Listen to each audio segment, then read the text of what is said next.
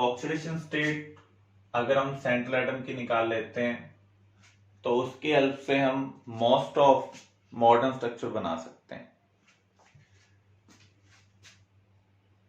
H2SO4, सबसे पहले हमें सल्फर की ऑक्सीडेशन स्टेट निकालनी है। हाइड्रोजन अगर नॉन मेटल के साथ हो तो ऑक्सीडेशन स्टेट क्या होगी? +1। जिसकी निकालनी है उसके लिए एक्स अज्यूम कर लें। ऑक्सीजन मोस्टली क्या होता है? -2। सभी एटम की ऑक्सीडेशन स्टेट का सम क्या होगा? 0। इसे हम सॉल्व कर रहे हैं तो यहां पर x की वैल्यू आ रही है +6। अगर किसी मॉलिक्यूल में सेंट्रल एटम के अराउंड सिर्फ ऑक्सीजन हो तो उस केस में हम ये कह सकते हैं जितनी ऑक्सीडेशन स्टेट होगी उतने बॉन्ड ऑक्सीजन के साथ बनेंगे। तो यहां पर सल्फर के अराउंड 4 ऑक्सीजन है। ऑक्सी एसिड में हाइड्रोजन किससे कनेक्ट होते हैं? ऑक्सीजन से। तो हमें यहां पर टोटल 6 बॉन्ड बनाने हैं। 2 ऑक्सीजन के साथ डबल बॉन्ड, 2 ऑक्सीजन के साथ सिंगल बॉन्ड। तो इसका मीनिंग सल्फर ने टोटल कितने इलेक्ट्रॉन प्रोवाइड किए हैं मोर इलेक्ट्रोनेगेटिव को? 6 इलेक्ट्रॉन प्रोवाइड किए हैं। सल्फर और ऑक्सीजन एक ही ग्रुप के मेंबर हैं। डाउन द ग्रुप कौन लाई करता है? सल्फर। तो इसकी इलेक्ट्रोनेगेटिविटी कम है और इसकी इलेक्ट्रोनेगेटिविटी ज्यादा है। शेयरिंग वाले इलेक्ट्रॉन किसके लिए कंसिडर किए जाएंगे? मोर इलेक्ट्रोनेगेटिव के लिए। ये मॉडर्न स्ट्रक्चर है H2SO4 की। HNO3, तो यहां पर हमें नाइट्रोजन की ऑक्सीडेशन स्टेट निकालनी है। तो यहां पर हाइड्रोजन एक ही है तो यहां +1, नाइट्रोजन के लिए x, ऑक्सीजन 3 है, ऑक्सीजन के पास -2। x की वैल्यू क्या आ रही है? +5। इसका मीनिंग नाइट्रोजन को 5 इलेक्ट्रॉन प्रोवाइड करने पड़ेंगे या फिर 5 बॉन्ड बनाने पड़ेंगे ऑक्सीजन के साथ। लेकिन हर केस में ऐसा पॉसिबल नहीं होता। जो सेकंड पीरियड एलिमेंट है जिनके आउटरमोस्ट शेल में सिर्फ 2s और 2p सब शेल है। 2s में कितने ऑर्बिटल होते हैं? एक ऑर्बिटल। 2p में कितने ऑर्बिटल हैं? 3 ऑर्बिटल। तो टोटल 4 ऑर्बिटल्स हैं। जितने ऑर्बिटल होंगे आउटरमोस्ट शेल में मैक्सिमम उतने ही बॉन्ड बन सकते हैं। तो यहां पर नाइट्रोजन 5 बॉन्ड नहीं बना सकता है क्योंकि नाइट्रोजन के आउटरमोस्ट शेल में कितने ऑर्बिटल्स हैं? 4 ऑर्बिटल्स हैं। तो यहां पर नाइट्रोजन के अराउंड हमने 3 ऑक्सीजन अरेंज कर लिए हैं। ऑक्सी एसिड में हाइड्रोजन किससे कनेक्ट होता है? ऑक्सीजन के साथ। तो पहले तो हम यहां पर सिंगल सिंगल बना लेते हैं, एक ऑक्सीजन के साथ डबल बना देते हैं। सिंगल बॉन्ड के थ्रू हाइड्रोजन कनेक्ट हो जाएगा ऑक्सीजन के साथ। तो यहां पर ये वाला जो बॉन्ड है नाइट्रोजन ऑक्सीजन के बीच में कौन सा है? Coordinate bond. कोवलेंट बॉन्ड के अंदर नाइट्रोजन टोटल 3 इलेक्ट्रॉन प्रोवाइड कर रहा है, 1 2 3, जो इसने कंट्रीब्यूट किए। कोऑर्डिनेट बॉन्ड कब बनता है? जब एक एटम इलेक्ट्रॉन पेयर प्रोवाइड करता है, दोनों शेयर करते हैं तो उस केस में कोऑर्डिनेट बॉन्ड बनता है। तो HNO3 में नाइट्रोजन 5 इलेक्ट्रॉन प्रोवाइड कर रहा है लेकिन बॉन्ड कितने बना रहा है? 4। और इसकी मैक्सिमम कैपेसिटी कितनी है? 4 है क्योंकि इसके आउटरमोस्ट शेल में 4 ऑर्बिटल।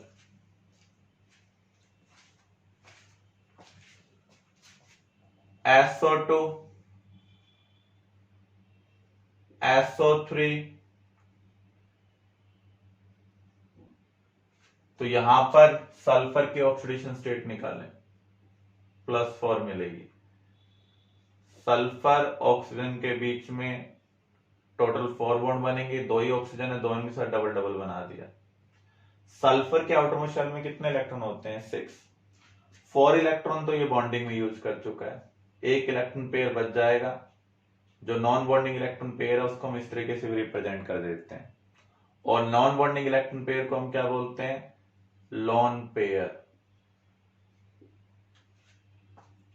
SO3 सल्फर की ऑक्सीडेशन स्टेट +6, तो यहां पर सल्फर के अराउंड 3 ऑक्सीजन है, तीनों ऑक्सीजन के साथ हमें क्या बनाना है, डबल बॉन्ड, क्योंकि +6 का मीनिंग क्या है, सल्फर को 6 इलेक्ट्रॉन प्रोवाइड करने हैं।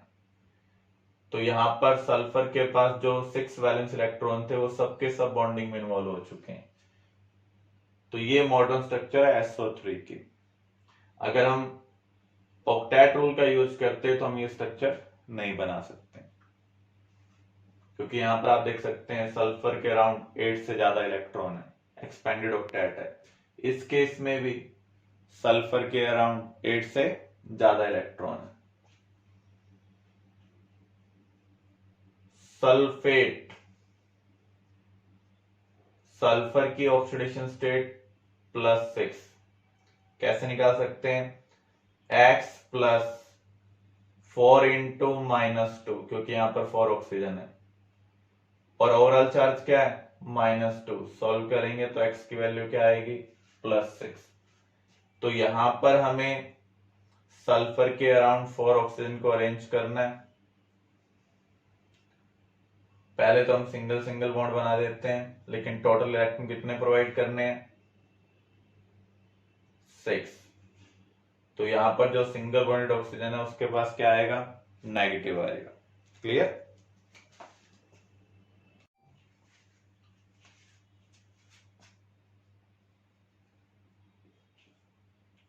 Only second period element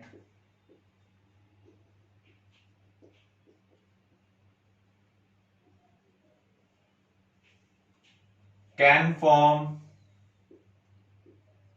multiple bonding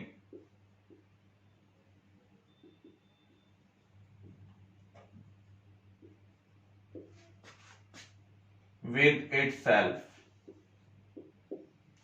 इसका मीनिंग, ऑक्सीजन ऑक्सीजन आपस में मल्टीपल बॉन्डिंग बना सकते हैं, नाइट्रोजन नाइट्रोजन आपस में मल्टीपल बॉन्डिंग बना सकते हैं।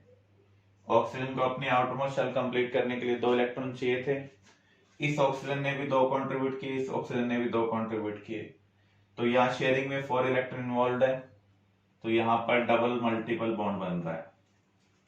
यहाँ पर नाइट्रोजन 3 इलेक्ट्रॉन कंट्रीब्यूट कर रहा है, दूसरा नाइट्रोजन भी 3 कंट्रीब्यूट कर रहा है, क्योंकि इनको अपनी आउटरमोस्ट शेल कंप्लीट करने के लिए 3 इलेक्ट्रॉन की रिक्वायरमेंट है। तो यहाँ पर शेयरिंग में टोटल 6 इलेक्ट्रॉन्स हैं। तो यहाँ पर जो बॉन्ड बन रहा है वो कौन सा है, ट्रिपल कोवलेंट बॉन्ड है, ये भी एक टाइप का मल्टीपल बॉन्ड है। जो अदर पीरियड के एलिमेंट हैं वो मल्टीपल बॉन्ड नहीं बनाते हैं।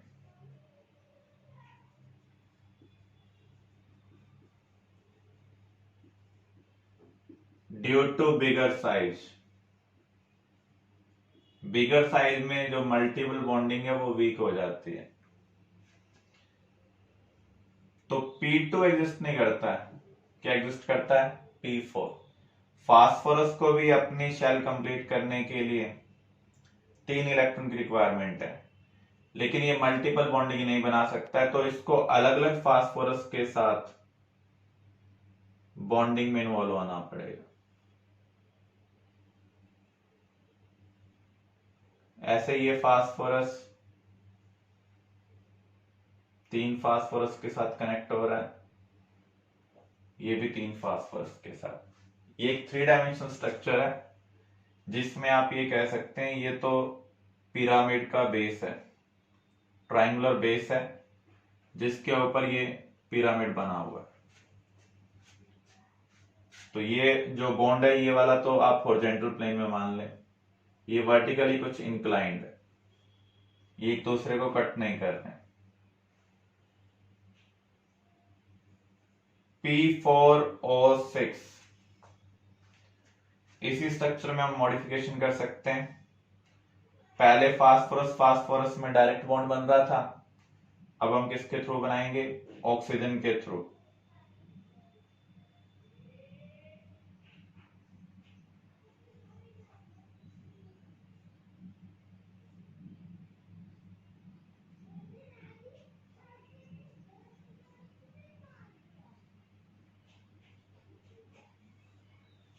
तो एग्जाम में हमसे पूछा जा सकता है P4 और 6 के अंदर कितने लोन पेयर हैं।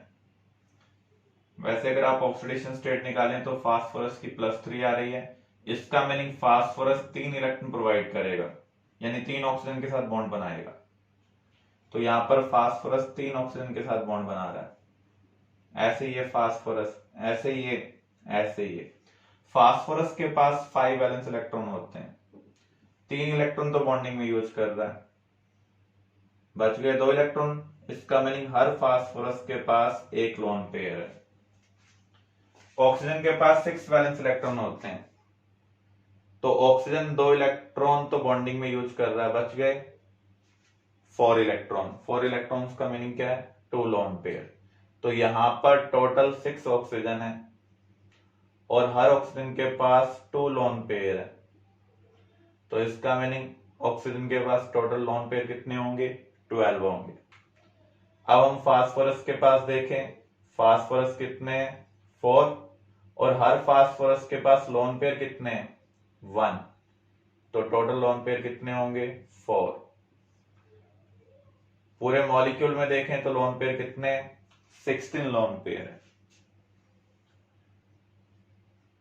P4O10 फास्फोरस की ऑक्सीडेशन स्टेट +5 है। इसी स्ट्रक्चर में हम फर्दर ऑक्सीजन ऐड कर रहे हैं।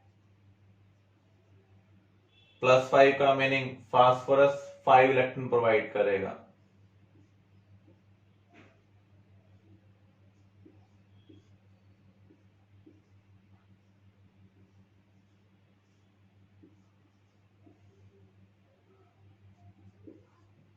तो यहां पर हमने फास्फोरस और ऑक्सीजन के बीच में 5 बॉन्ड बना दिए। This is P4O10 structure.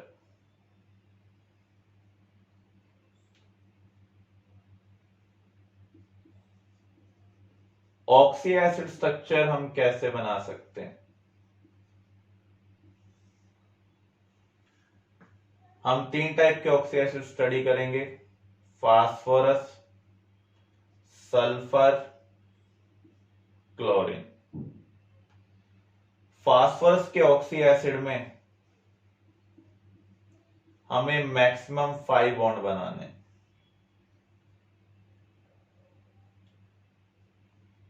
पहला bond phosphorus oxygen double,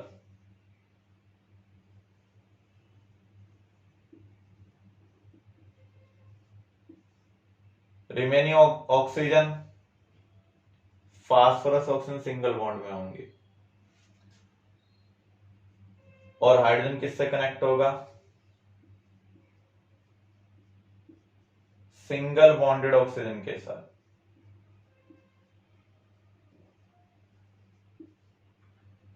phosphorus के ऑक्सी एसिड की अगर हमें स्ट्रक्चर बनानी है तो हमें ध्यान रखना है, किसी भी स्ट्रक्चर में अगर फास्फोरस बॉन्ड बना रहा है तो मैक्सिमम कितने बॉन्ड बना सकता है? 5। पहला काम क्या करना है? फास्फोरस ऑक्सीजन में डबल बॉन्ड बनाना है। जो ऑक्सीजन बच जाए उनके साथ क्या बनाना है? Single bond. अब जो हाइड्रोजन है उनको हमें किससे कनेक्ट करना है? सिंगल बॉन्डेड ऑक्सीजन के साथ। फिर भी हाइड्रोजन बच जाए तो उनको हम डायरेक्टली फास्फोरस के साथ कनेक्ट करेंगे।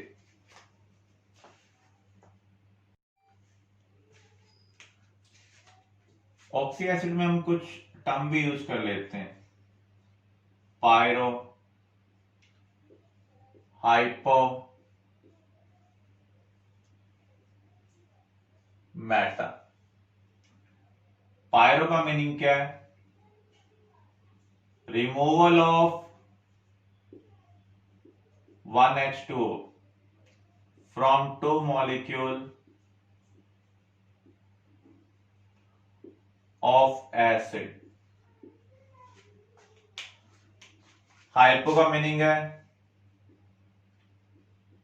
Removal of 1 oxygen from one molecule of acid.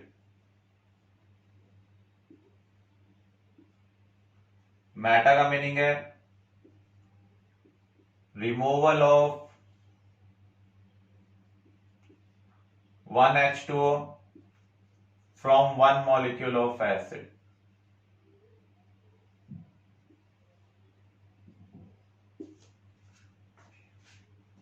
Phosphorus के दो मेन एसिड हैं, एक है फास्फोरस और दूसरा है फास्फोरिक एसिड।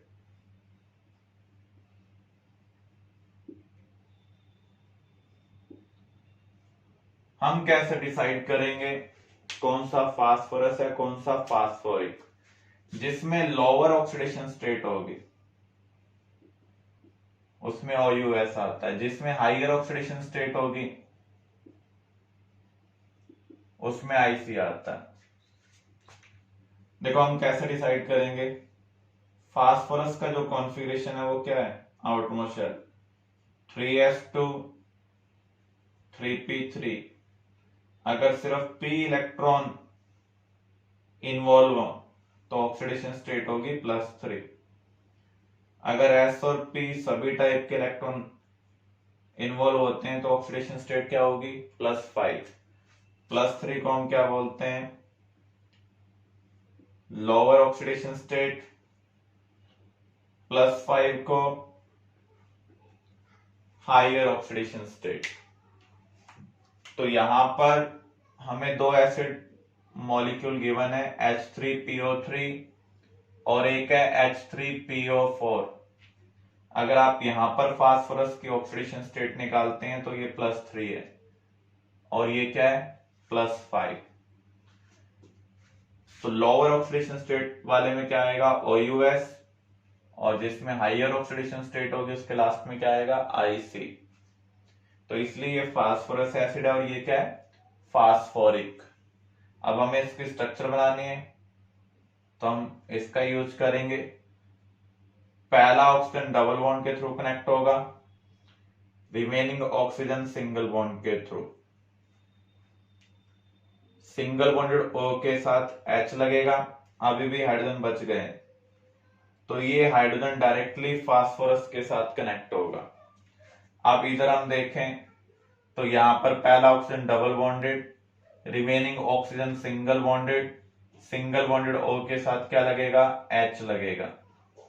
तो यहां पर इनकी बेसिसिटी क्या होगी, बेसिसिटी का मीनिंग क्या है, एक एसिड मॉलिक्यूल कितने H+ आयन रिलीज कर सकता है, जितने हाइड्रोजन ऑक्सीजन के साथ कनेक्ट होंगे उतने ही बेसिसिटी होगी। तो यहां पर दो हाइड्रोजन ऑक्सीजन के साथ कनेक्टेड है तो इसकी बेसिसिटी क्या है 2। यहां पर कितने कनेक्टेड है 3 तो इसकी बेसिसिटी क्या है 3 है।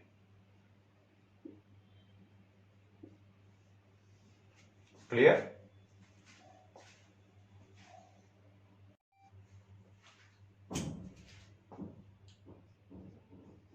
पायरोफॉस्फोरिक एसिड,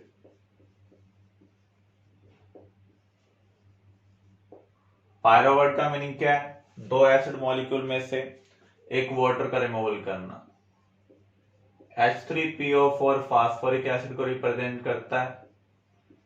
अगर हम इसके दो मॉलिक्यूल में से वाटर का रिमूवल कर दें तो क्या बच जाएगा H4P2O7। तो अब हमें इसकी स्ट्रक्चर बनानी है। यहां पर दो सेंट्रल एटम है, ऑक्सीजन इक्वली डिवाइड कर दें। 3 ऑक्सीजन हम इधर ले लेते हैं, 3 इधर ले लेते हैं। जो बची हुई ऑक्सीजन है उसको कॉमन ले लेंगे। तो पहला बॉन्ड क्या होगा फास्फोरस ऑक्सीजन डबल बॉन्ड, फिर उसके बाद सिंगल बॉन्ड। बस ये ध्यान रखना है फास्फोरस मैक्सिमम कितने बॉन्ड बना सकता है 5 बॉन्ड बना सकता है। तो यहां पर फास्फोरस 5 बॉन्ड ही बना रहा है तो सिंगल बॉन्डेड O के साथ हम क्या लगाएंगे H लगाएंगे। तो यहां पर इसकी बेसिसिटी क्या होगी 4 होगी। नेक्स्ट है हाइपो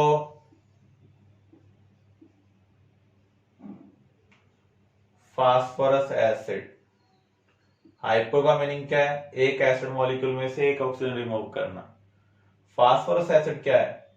H3PO3। अगर हम इसमें से एक ऑक्सीजन रिमूव कर दें तो क्या बनेगा? H2PO3। अब हमें इसकी स्ट्रक्चर बनानी है, सॉरी ये मैंने गलत लिख दिया है, H3PO2। तो यहां पर पहला ऑक्सीजन डबल बॉन्डेड, दूसरा ऑक्सीजन सिंगल बॉन्डेड, दो ही ऑक्सीजन है। सिंगल बॉन्डेड O के साथ क्या लगेगा? H। बाकी हाइड्रोजन हम फास्फोरस के साथ डायरेक्टली कनेक्ट करेंगे। तो यहां पर इसकी बेसिटी क्या है? 1 है।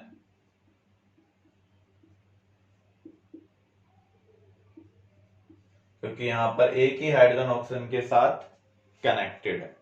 क्लियर?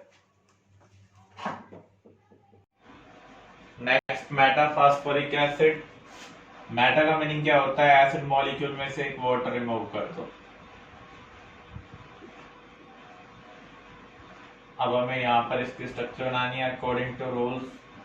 पहला ऑक्सीजन डबल बॉन्डेड, दूसरा ऑक्सीजन सिंगल बॉन्डेड, तीसरा ऑक्सीजन सिंगल बॉन्डेड।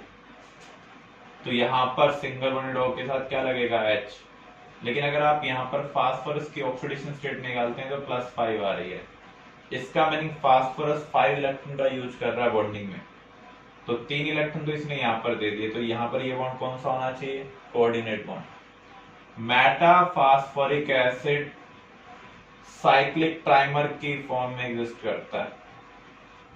ट्राइमर का मीनिंग क्या होता है? जो 3 मॉलिक्यूल से मिलकर बना हो। तो यहां पर हम एक हेक्सागन बना रहे हैं जिसमें अल्टरनेट पोजीशन पर फास्फोरस ऑक्सीजन है।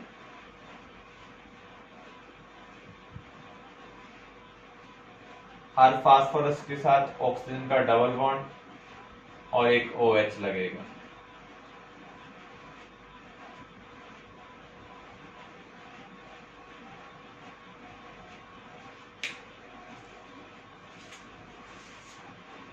नेक्स्ट टॉपिक हम कवर कर रहे हैं oxy acids of sulphur. Sulphur के ऑक्सी एसिड में आपको मैक्सिमम 6 बॉन्ड बनाने हैं, क्योंकि सल्फर के आउटमोस्ट शेल में कितने इलेक्ट्रॉन है? 6।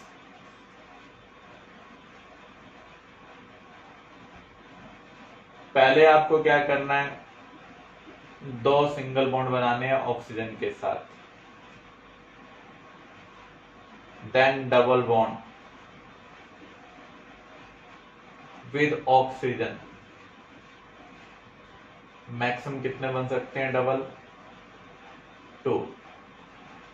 सल्फर ऑक्सीजन के साथ टोटल 6 बॉन्ड बना सकता है मैक्सिमम। अगर इसने 2 सिंगल बना दिए हैं तो रिमेनिंग 2 ऑक्सीजन के साथ क्या बनाएगा? ये डबल बनाएगा।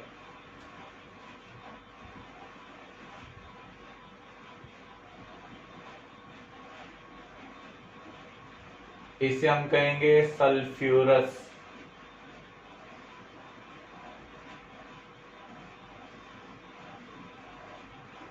और इसे हम कहेंगे सल्फ्यूरिक। ऑक्सीडेशन स्टेट आप देखें यहां पर आ रही है +4, यहाँ +6। हायर ऑक्सीडेशन स्टेट के केस में लास्ट में क्या लगता है? IC, लोअर में OUS। तो अब हम क्या करेंगे? पहले 2 सिंगल बॉन्ड बना रहे हैं, सिंगल बॉन्डेड O के साथ क्या लगेगा? H लगेगा। फिर 2 ऑक्सीजन के साथ डबल बॉन्ड बना सकते हैं, लेकिन यहाँ पर कितने ऑक्सीजन है? 3। सल्फर के पास 6 इलेक्ट्रॉन होते हैं, 4 इलेक्ट्रॉन तो इसने बॉन्डिंग में यूज कर लिए, बचे हुए 2 इलेक्ट्रॉन क्या होंगे? Lone pair. लोन पेयर को हम इस तरीके से रिप्रेजेंट कर सकते हैं। यहां पर 2 ऑक्सीजन सिंगल बॉन्डेड, बची 2 ऑक्सीजन के साथ डबल बॉन्ड। तो इन दोनों की बेसिटी क्या होगी? जितने हाइड्रोजन ऑक्सीजन के साथ कनेक्टेड हैं उतने ही H+ की फॉर्म में रिलीज किए जा सकते हैं। तो इसकी भी बेसिसिटी 2 है और इसकी भी बेसिसिटी क्या है, 2। क्लियर?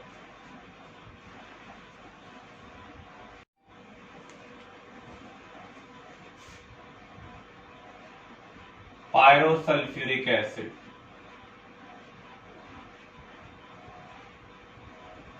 और ओलियम,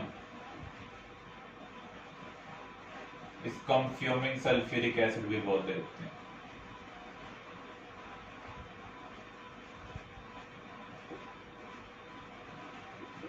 पायरो का मीनिंग क्या होता है, दो एसिड मॉलिक्यूल में से वाटर निकालना।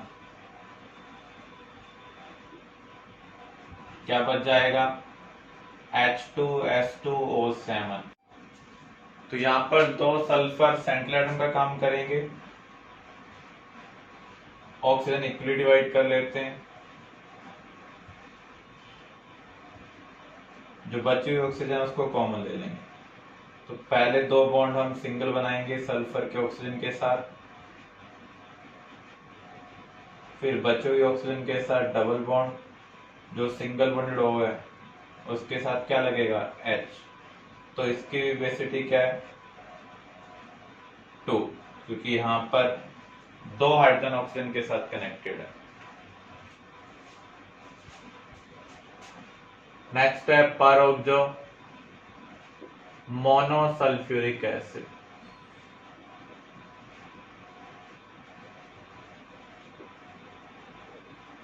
सेकंड नेम है इसका कार्बो एसिड। परोक्सो का मीनिंग क्या होता है, जहां पर ऑक्सीजन ऑक्सीजन सिंगल बॉन्ड हो। तो सल्फ्यूरिक एसिड के अंदर हमें परोक्सो बॉन्ड बनाना है तो हमें एक ऑक्सीजन एक्स्ट्रा लेनी पड़ेगी, इसलिए क्या आएगा, H2SO5। दो ऑक्सीजन सिंगल बॉन्डेड, दो ऑक्सीजन डबल बॉन्डेड, जो एक्स्ट्रा ऑक्सीजन है वो किसी एक ऑक्सीजन के साथ सिंगल बॉन्ड बनाएगी। सिंगल बॉन्डेड O के साथ क्या लगेगा, H। तो यहाँ पर परोक्सो बॉन्ड है, इसलिए हम इसे क्या बोल रहे हैं, परोक्सो। एक ही सल्फ्यूरिक एसिड मॉलिक्यूल है इसलिए मोनोसल्फ्यूरिक एसिड। इसकी बेसिसिटी क्या है, 2।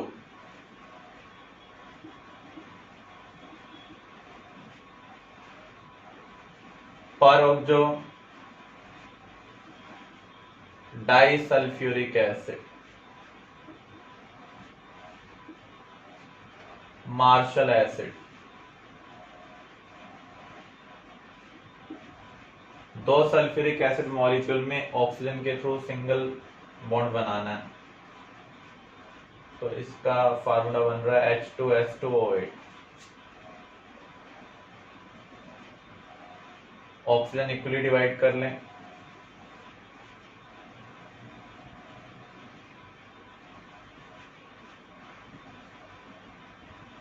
तो यहां पर दो ऑक्सीजन के साथ सिंगल बॉन्ड, दो ऑक्सीजन के साथ डबल बॉन्ड, इनको आपस में हमने कनेक्ट कर दिया ताकि पेरोक्साइड बॉन्ड बन जाए। सिंगल बॉन्डेड O के साथ हमने क्या लगा दिया, H। तो ये क्या है, परोक्सो डाइसल्फ्यूरिक एसिड। नेक्स्ट है थायोसल्फ्यूरिक एसिड।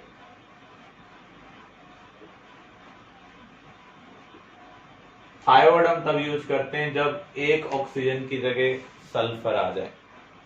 सल्फ्यूरिक एसिड में एक ऑक्सीजन की जगह सल्फर आ जाना चाहिए। पहले लिख रहे हैं H2SO4, एक ऑक्सीजन की जगह सल्फर लगा दिया तो सल्फर इंक्रीज हो जाएंगे, ऑक्सीजन कम हो जाएंगे। तो फार्मूला क्या बनेगा, H2S2O3। दो ऑक्सीजन सिंगल बॉन्डेड,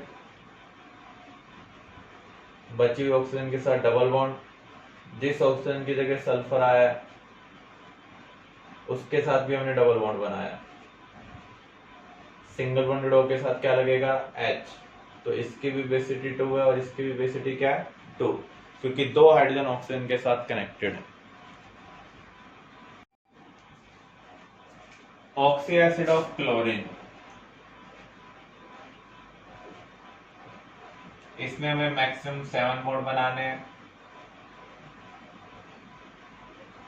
पहले हम एक क्लोरीन ऑक्सीजन सिंगल बॉन्ड बनाएंगे,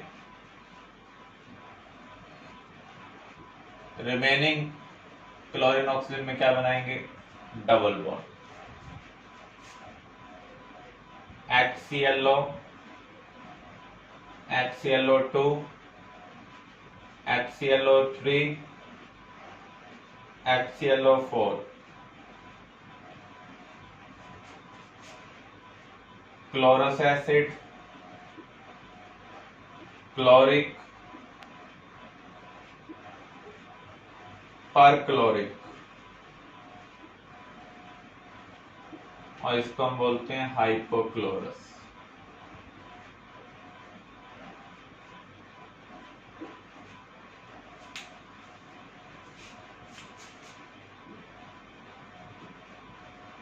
एक ही ऑक्सीजन है, सिंगल बॉन्ड, सिंगल बॉन्ड रो के साथ क्या लगेगा, H।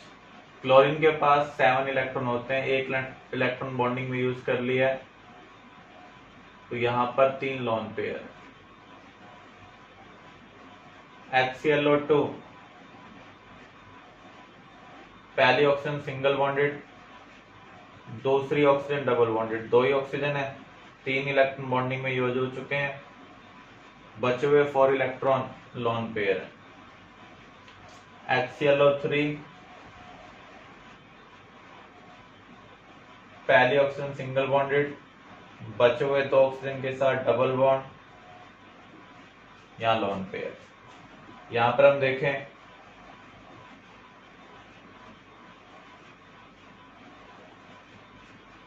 टोटल 4 ऑक्सीजन है, एक ऑक्सीजन के साथ सिंगल बॉन्ड, 3 ऑक्सीजन के साथ डबल बॉन्ड। क्लोरीन के पास 7 इलेक्ट्रॉन थे, 7 के 7 इलेक्ट्रॉन बॉन्डिंग में यूज हो चुके हैं। तो आप देख रहे हैं इन सब के पास एक ही H ऑक्सीजन से कनेक्टेड है, तो इन सब की बेसिटी क्या होगी, 1 होगी। एसिडिक करैक्टर हम कैसे निकालेंगे, अगर सेंट्रल एटम सेम हो, जितनी ज्यादा ऑक्सीडेशन स्टेट होगी उतना ज्यादा एसिडिक करैक्टर होगा। यहाँ ऑक्सीडेशन स्टेट +1 है, यहाँ +3 है, यहाँ +5, यहाँ +7। यहाँ क्लोरीन एक ऑक्सीजन का सिंगल बॉन्ड बना रहा है, यहाँ टोटल 3 बॉन्ड बना रहा है, यहाँ पर 5 और यहाँ पर 7। शेयरिंग वाले इलेक्ट्रॉन किसके लिए कंसिडर किए जाते हैं, मोर इलेक्ट्रोनेगेटिव के लिए। तो जितना ज्यादा ऑक्सीडेशन स्टेट होगा सेंट्रल एटम का उतना ज्यादा एसिडिक करैक्टर होगा।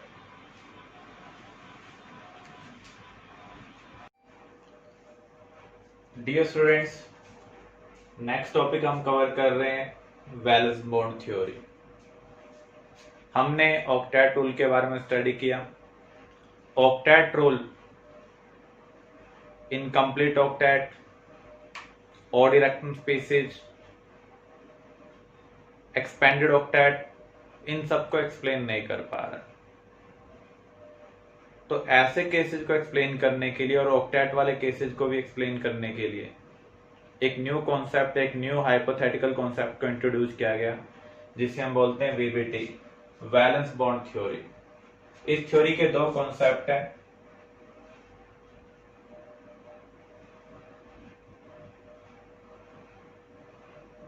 Energy concept.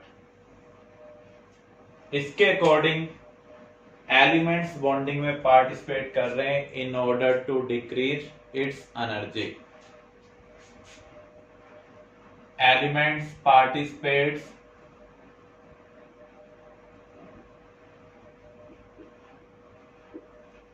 in bonding in order to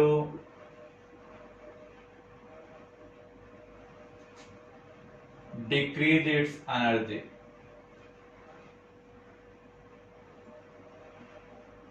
to achieve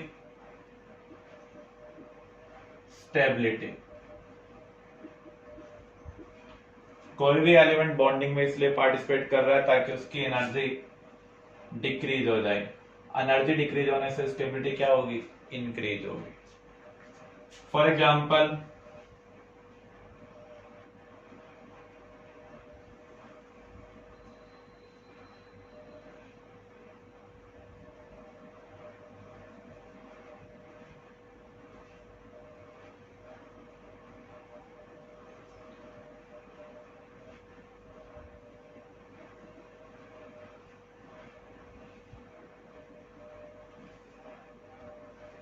जब दो atom, for example hydrogen atom, infinity distance पर है, ना तो वहां पर कोई अट्रैक्शन है ना ही वहां पर कोई रिपल्शन है। जब पार्टिकल के बीच में ना तो अट्रैक्शन हो ना ही रिपल्शन हो, तो हम उसकी पोटेंशियल एनर्जी क्या ज्यूम करते हैं, 0। अब ये जो एटम्स हैं जब एक दूसरे को अप्रोच करेंगे तो इनके बीच में अट्रैक्टिव फोर्स भी डेवलप होंगे, रिपल्सिव फोर्स भी डेवलप होंगे। अगर अट्रैक्टिव फोर्स रिपल्सिव फोर्स को डोमिनेट करते हैं तो ये क्लोजर आते हैं, और अट्रैक्शन में एनर्जी रिलीज होती है,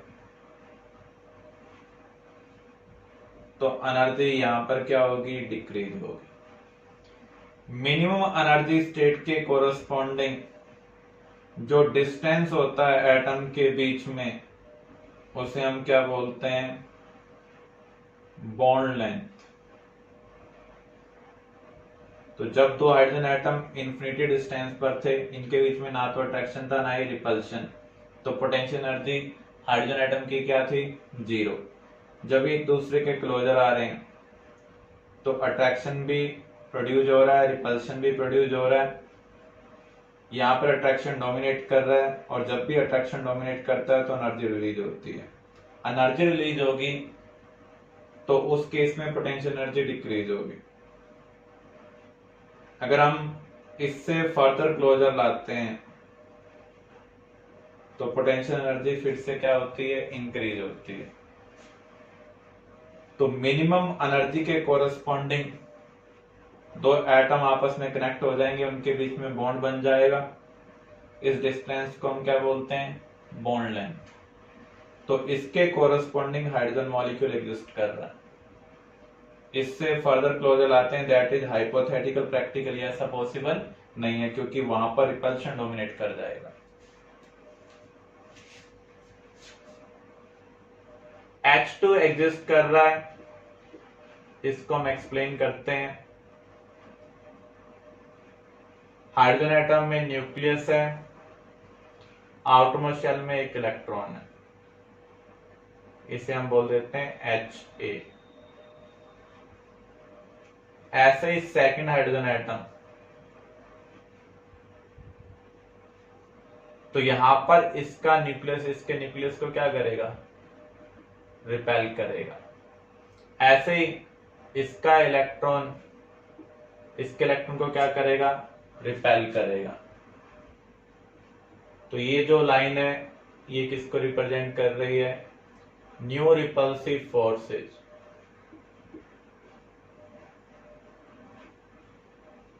तो यहां पर नंबर ऑफ रिपल्सिव फोर्सेज कितने आ रहे हैं, 2।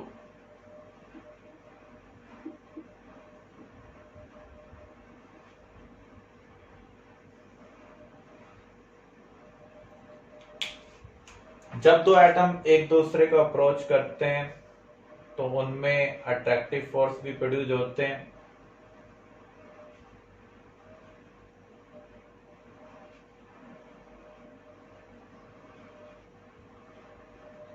तो इसका न्यूक्लियस इसके इलेक्ट्रॉन को क्या करेगा, अट्रैक्ट करेगा। ऐसे ही इसका न्यूक्लियस इसके इलेक्ट्रॉन को क्या कर रहा है, अट्रैक्ट कर रहा है। तो इसे हम कह रहे हैं न्यू अट्रैक्टिव फोर्सेस। जो सॉलिड लाइन है वो न्यू अट्रैक्टिव फोर्सेस को रिप्रेजेंट कर रही है जब एटम एक दूसरे के नियर बाय आ रहे हैं। ब्रोकन लाइन रिपल्सिव फोर्सेस को रिप्रेजेंट कर रही है। तो यहां पर नंबर ऑफ अट्रैक्टिव फोर्स कितने हैं,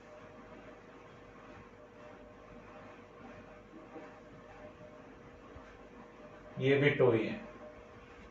लेकिन हाइड्रोजन मॉलिक्यूल एग्जिस्ट करता है तो इसका मीनिंग क्या है, magnitude of attractive force repulsive force से क्या है, ज्यादा है। Since magnitude of attractive forces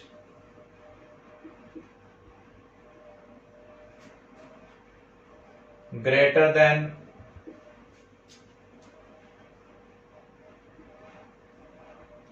repulsive forces, so hydrogen molecule exists। तो जब भी दो एटम एक दूसरे को अप्रोच करेंगे वहां पर रिपल्सिव फोर्स भी प्रोड्यूस होंगे, अट्रैक्टिव फोर्स भी प्रोड्यूस होंगे। अगर अट्रैक्टिव फोर्स का मैग्नीट्यूड रिपल्सिव फोर्स से ज्यादा होगा तो उस केस में मॉलिक्यूल एग्जिस्ट करेगा, अदरवाइज मॉलिक्यूल एग्जिस्ट नहीं करेगा। Helium molecule do not exist, इसका क्या रीजन है? अगर आप एक हीलियम एटम को कंसिडर करें, उसके न्यूक्लियस के अराउंड 2 इलेक्ट्रॉन्स हैं। ऐसे ही दूसरे हीलियम एटम को आप कंसिडर करें, उसके अराउंड भी 2 इलेक्ट्रॉन प्रेजेंट है। इसका इलेक्ट्रॉन इसके इलेक्ट्रॉन को क्या कर रहा है? रिपेल कर रहा है।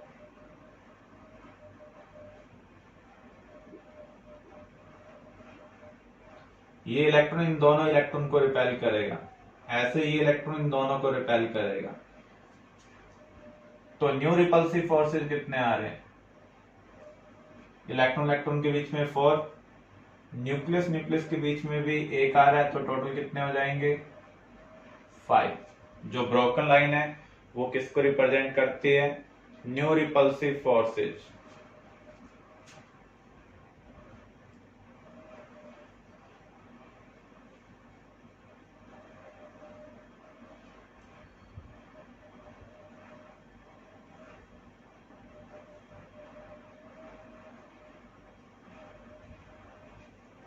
तो यहां पर हम अब अट्रैक्टिव फोर्स देखते हैं। इसका न्यूक्लियस इसके वैलेंस इलेक्ट्रॉन को अट्रैक्ट कर रहा है,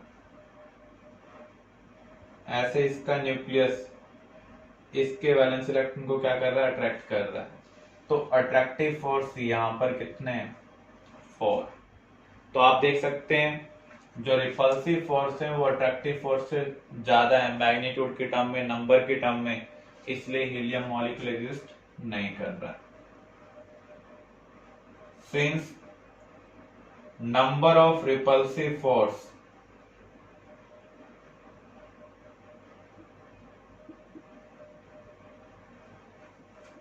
greater than attractive forces, so helium molecule do not exist। तो जब 2 एटम एक दूसरे को अप्रोच करेंगे उनके बीच में बॉन्ड फॉर्मेशन तभी होगी जब अट्रैक्टिव फोर्स रिपल्सिव फोर्सेस को क्या करेंगे? डोमिनेट करेंगे। नेक्स्ट कॉन्सेप्ट हम वीबीटी में कवर कर रहे हैं, ऑर्बिटल ओवरलैप कॉन्सेप्ट। इसके अकॉर्डिंग सिर्फ वैलेंस शेल के जो अनपेड ऑर्बिटल हैं वो ओवरलैपिंग में पार्टिसिपेट करते हैं, इनर शेल के ऑर्बिटल ओवरलैपिंग में पार्टिसिपेट नहीं करते हैं। लेकिन कुछ केसेस के अंदर फुली फिल्ड और वैकेंट ऑर्बिटल जो आउटरमोस्ट शेल से बिलोंग करते हैं वो कोऑर्डिनेट बॉन्ड फॉर्मेशन में पार्टिसिपेट कर सकते हैं। मोस्टली अनपेड ऑर्बिटल जो वैलेंस शेल से बिलोंग करते हैं वही ओवरलैपिंग में पार्टिसिपेट करते हैं, बॉन्डिंग में पार्टिसिपेट करते हैं। क्योंकि ऑर्बिटल ओवरलैप कर रहे हैं इसलिए हम इसको क्या बोल रहे हैं? Orbital overlap concept. According to this only unpaired orbital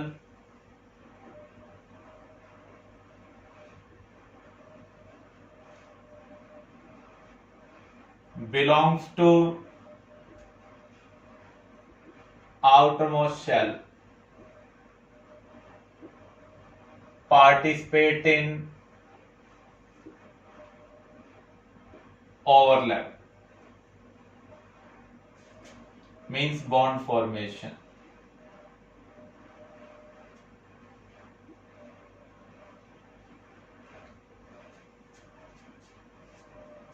sometimes fully filled or vacant orbitals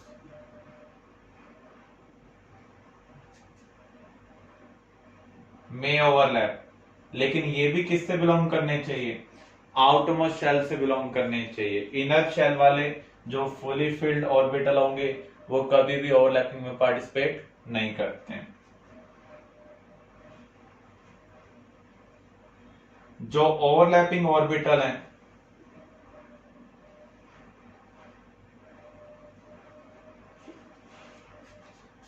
इनको बेसिक रूल्स फॉलो करने पड़ेंगे। हंट्स रूल, पॉली, एक ऑर्बिटल के अंदर दो इलेक्ट्रॉन आ सकते हैं जिनका स्पिन क्या होगा, अपोजिट होगा। एक सबशेल में इलेक्ट्रॉन पहले 1-1 फिल होंगे, फिर पेयर अप होंगे विद अपोजिट स्पिन।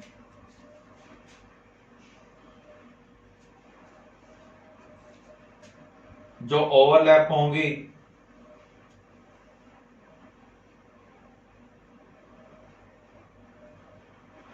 वो प्रॉपर ओरिएंटेशन के साथ होनी चाहिए, अदरवाइज बॉन्ड फॉर्मेशन नहीं होगी। ओरिएंटेशन का मीनिंग क्या है, डायरेक्शन। जैसे px और px ओवरलैप कर सकते हैं, बॉन्ड बना सकते हैं, लेकिन px और py ओवरलैप नहीं कर सकते हैं, बॉन्ड नहीं बना सकते हैं। इसको हम डायग्राम की हेल्प से लेटर ऑन अंडरस्टैंड करेंगे। तो ऑर्बिटल ओवरलैप कॉन्सेप्ट के अकॉर्डिंग सिर्फ अनपेड ऑर्बिटल जो आउटरमोस्ट शेल से बिलोंग कर रहे हैं वो ओवरलैपिंग में पार्टिसिपेट करते हैं, बॉन्ड फॉर्मेशन में पार्टिसिपेट करते हैं। कुछ केस में फुली फिल्ड ऑर्बिटल और वैकेंट ऑर्बिटल भी ओवरलैप में पार्टिसिपेट करते हैं, लेकिन वो भी किससे बिलोंग करनी चाहिए, आउटरमोस्ट शेल से। जो ओवरलैपिंग ऑर्बिटल है, जब आप उसमें इलेक्ट्रॉन की अरेंजमेंट करेंगे आफ्टर ओवरलैपिंग, तो उसमें ये रूल्स फॉलो होने चाहिए, इरेगुलर वे में ओवरलैपिंग नहीं हो सकती है।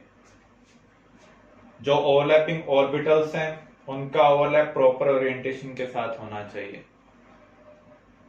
px px के साथ ओवरलैप करेगा, लेकिन px py ओवरलैप नहीं करेंगे, क्योंकि एक दूसरे के क्या होते हैं, परपेंडिकुलर होते हैं, और परपेंडिकुलर ऑर्बिटल कभी भी ओवरलैप नहीं कर सकते हैं।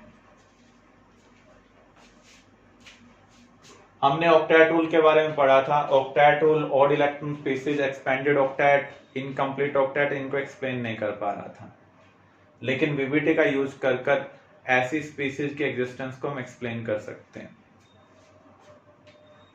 सबसे पहले हम कवर कर रहे हैं H2 मॉलिक्यूल। एक हाइड्रोजन कॉन्फ़िगरेशन क्या है, 1s1। इसका मीनिंग 1s में एक अनपेड इलेक्ट्रॉन है, तो दूसरे हाइड्रोजन के पास भी एक अनपेड इलेक्ट्रॉन होगा। तो ये हाइड्रोजन दूसरे हाइड्रोजन के अनपेड ऑर्बिटल के साथ ओवरलैप कर रहा है। जब ये ओवरलैप करेंगे, इनके अंदर जो अनपेड इलेक्ट्रॉन प्रेजेंट होंगे उनका स्पिन क्या होगा, अपोजिट होगा। क्योंकि एक ही ऑर्बिटल ओवरलैपिंग में पार्टिसिपेट कर रहा है, इसलिए दोनों एटम के बीच में कौन सा बॉन्ड बनेगा, सिंगल कोवलेंट बॉन्ड बनेगा।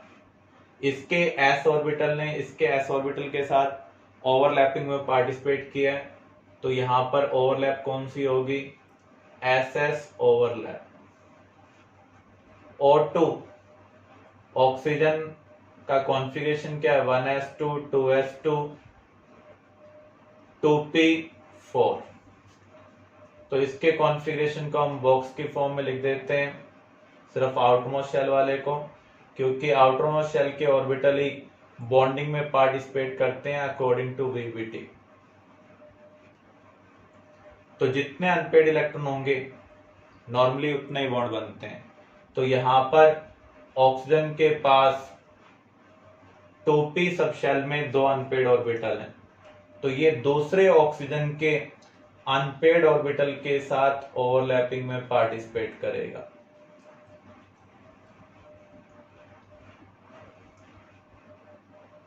तो यहां भी दो अनपेड इलेक्ट्रॉन है और वहां पर भी।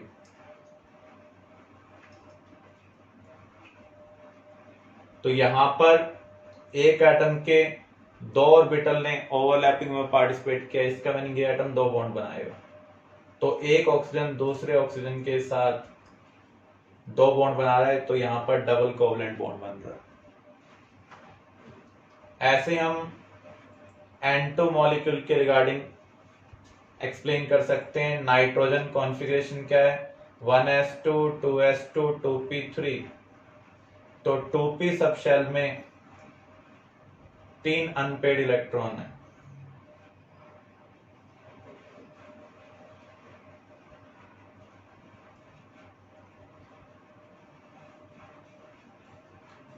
तो यहां पर ये 3 बॉन्ड बना सकता है।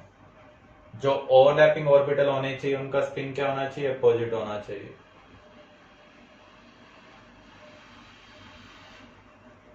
तो यहां पर px के साथ ओवरलैप करेगा, py के साथ ओवरलैप करेगा, pz के साथ ओवरलैप करेगा। क्योंकि यहां पर नाइट्रोजन के 3 अनपेड ऑर्बिटल ने ओवरलैप में पार्टिसिपेट किया है, तो इसलिए नाइट्रोजन यहां पर 3 कोवलेंट बॉन्ड बनाएगा। तो यहां पर ट्रिपल कोवलेंट बॉन्ड बन रहा है। तो ऑक्सीजन में ओवरलैप कौन सी होगी, पीपी ओवरलैप, क्योंकि इसका पी के साथ ओवरलैप कर रहा है। यहां पर भी पी ऑर्बिटल पी के साथ ओवरलैप कर रहा है।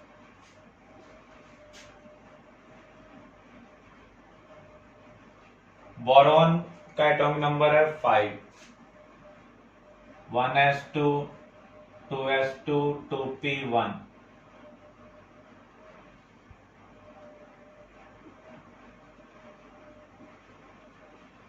तो यहां पर एक ही अनपेड इलेक्ट्रॉन है, तो इसका मीनिंग इसको एक ही बॉन्ड बनाना चाहिए।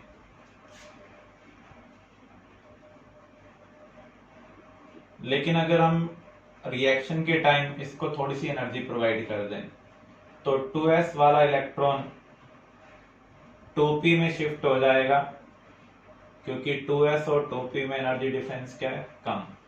तो यहां पर 3 अनपेड इलेक्ट्रॉन है आउटर मोस्ट शेल में, तो ये 3 बॉन्ड बना सकता है। तो ये फ्लोरीन के अनपेड ऑर्बिटल के साथ, फ्लोरीन का कॉन्फ़िगरेशन क्या है, 1s2 2s2 2p5। तो यहां पर फ्लोरीन के p सबशेल में एक अनपेड ऑर्बिटल है।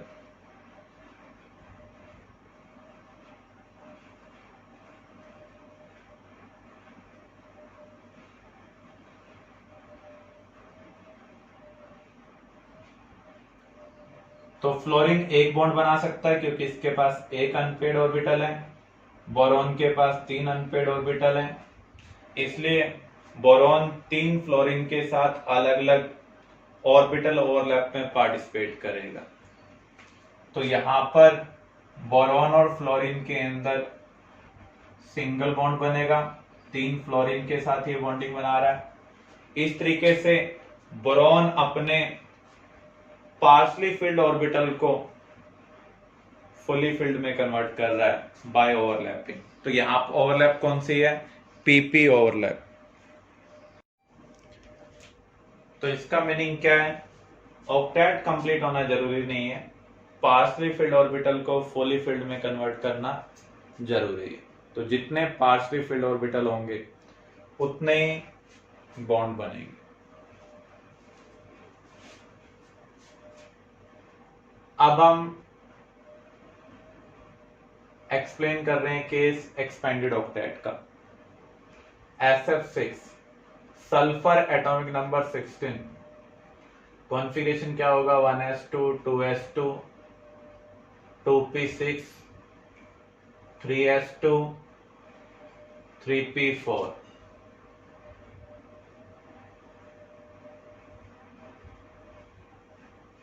तो इसके अकॉर्डिंग अगर हम देखें तो यहां पर 2 ही अनपेड इलेक्ट्रॉन है, तो सल्फर को 2 बॉन्ड बनाने चाहिए। जितने अनपेड ऑर्बिटल होंगे उतने ही बॉन्ड बनेंगे।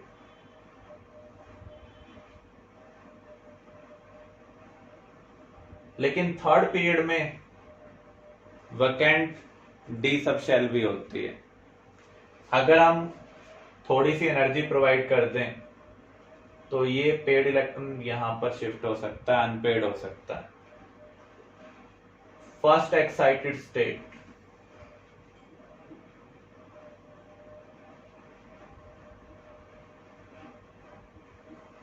ग्राउंड स्टेट में 2 अनपेड इलेक्ट्रॉन थे। अगर हम 3p पेड इलेक्ट्रॉन को अनपेड कर दें तो उस केस में 4 अनपेड इलेक्ट्रॉन हो जाएंगे। तो इसका मीनिंग ये 4 बॉन्ड बना सकता है। 3p से 3d में इलेक्ट्रॉन की शिफ्टिंग तभी होगी जब सराउंडिंग एटम ज्यादा इलेक्ट्रोनेगेटिव हो in comparison to central atom. Second excited state, अगर हम इस पेड इलेक्ट्रॉन को भी अनपेड कर दें बाय प्रमोशन, तो इस पेड इलेक्ट्रॉन को हमने प्रमोट कर दिया, 3D में शिफ्ट कर दिया बाय प्रोवाइडिंग एनर्जी। तो यहां पर कितने अनपेड इलेक्ट्रॉन है? 6 अनपेड इलेक्ट्रॉन है। तो इसका मीनिंग अब सल्फर कितने बॉन्ड बना सकता है? 6 बॉन्ड्स बना सकता है। तो सल्फर के अनपेड ऑर्बिटल फ्लोरीन के अनपेड ऑर्बिटल के साथ ओवरलैपिंग में पार्टिसिपेट करेंगे। फ्लोरीन के पास एक अनपेड ऑर्बिटल है जैसा हमने यहां पर देखा, तो फ्लोरीन एक ही बॉन्ड बनाएगा। सल्फर के पास 6 अनपेड ऑर्बिटल हैं, तो सल्फर 6 बॉन्ड बना रहा है, इसलिए SF6 एग्जिस्ट कर रहा है। तो जितने अनपेड ऑर्बिटल प्रेजेंट होंगे उतने ही बॉन्ड बनेंगे। तो ग्राउंड स्टेट में ये 2 बॉन्ड बनाएगा। तो अगर हम ग्राउंड स्टेट के हिसाब से देखें तो क्या एग्जिस्ट कर सकता है? H2S। फर्स्ट एक्साइटेड स्टेट के हिसाब से देखें तो SO2 पॉसिबल है। सेकंड एक्साइटेड स्टेट के हिसाब से SO3 भी पॉसिबल है, SF6 भी पॉसिबल है। तो जितने अनपेड इलेक्ट्रॉन होंगे उतने ही बॉन्ड की फॉर्मेशन होगी।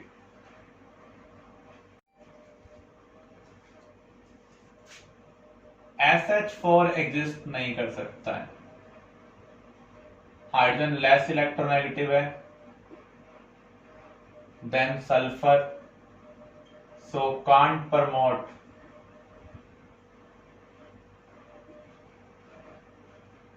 Three electron to 3D। 3p से 3D इलेक्ट्रॉन तभी शिफ्ट होंगे जब सराउंडिंग एटम मोर इलेक्ट्रोनेगेटिव होंगे, इसलिए SH4 SH6 एग्जिस्ट नहीं करता है। HCl6 भी एग्जिस्ट नहीं करता है। Chlorine due to less electronegativity,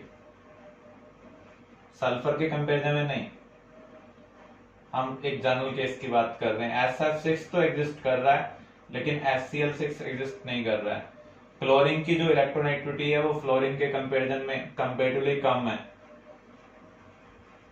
तो ये 3p इलेक्ट्रॉन को तो प्रमोट कर सकता है लेकिन 3s इलेक्ट्रॉन को प्रमोट नहीं कर सकता है। तो HCl4 एग्जिस्ट करता है लेकिन HCl6 एग्जिस्ट नहीं करता है। तो इसका रीजन क्या है? Chlorine due to less electronegativity can't promote 3s electron to 3D। जब तक 3s इलेक्ट्रॉन 3D में शिफ्ट नहीं होगा तब तक 6 अनपेड इलेक्ट्रॉन नहीं होंगे, तब तक 6 बॉन्ड की फॉर्मेशन नहीं होगी। तो फ्लोरीन और ऑक्सीजन के केस में 3s वाले इलेक्ट्रॉन को हम 3D में प्रमोट कर सकते हैं। तो जो हाईएस्ट ऑक्सीडेशन स्टेट है वो हमें कहां पर देखने को मिलती है? जब सराउंडिंग एटम फ्लोरीन या फिर ऑक्सीजन हो।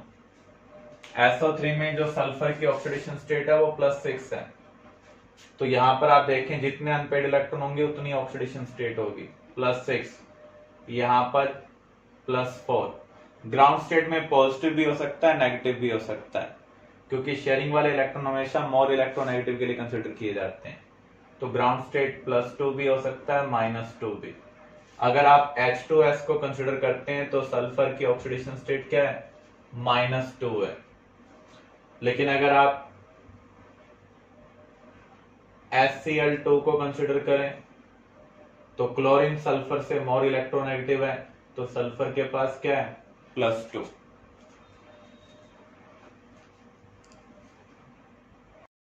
NH4 positive ammonium, nitrogen 1s2 2s2 2p3।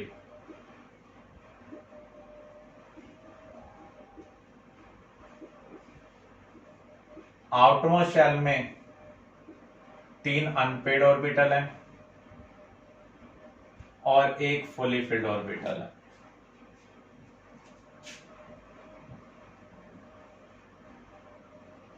H+ के पास वैकेंट ऑर्बिटल है, अदर H के पास पार्शली फिल्ड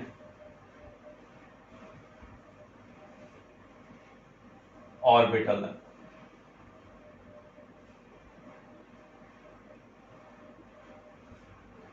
तो यहां पर ये फुली फिल्ड और ये वैकेंट ऑर्बिटल ओवरलैप कर रहे हैं। तो जब फुली फिल्ड और वैकेंट ऑर्बिटल ओवरलैप करते हैं तो कौन सा बॉन्ड बनता है? Coordinate bond. एक कंट्रीब्यूट कर रहा हो, दोनों शेयरिंग कर रहे हैं। यहां पर दोनों अनपेड ऑर्बिटल ओवरलैप कर रहे हैं, कोवेलेंट बॉन्ड बन रहा है। यहां पर भी कोवेलेंट, यहां पर भी कोवेलेंट। तो हम क्या कह सकते हैं, यहां पर नाइट्रोजन 3 कोवेलेंट बॉन्ड बना रहा है और एक कोऑर्डिनेट बॉन्ड बना रहा है। कोऑर्डिनेट बॉन्ड को हम कैसे रिप्रेजेंट करते हैं? इस तरीके से एरो का यूज करेंगे, जो डोनर है उसकी तरफ टेल, जो रिसीवर है उसकी तरफ हेड यूज करेंगे।